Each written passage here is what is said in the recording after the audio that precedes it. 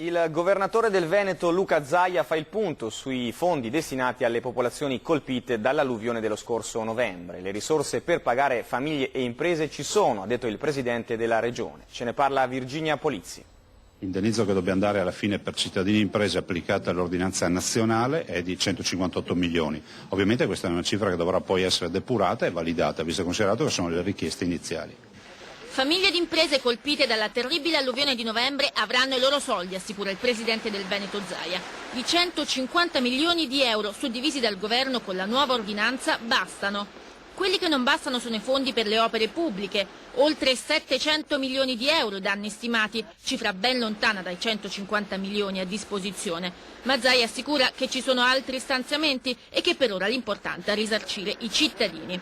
Quei cittadini rimasti per giorni col fango in casa, nei campi, negli allevamenti, nelle fabbriche. Un bilancio tragico, 3 morti, 3.500 sfollati, migliaia di aziende in ginocchio, 120 comuni coinvolti. Il governatore del Veneto è allora ben felice della nuova ordinanza che i sindaci chiedevano da tempo, felice perché permette di sbloccare i soldi.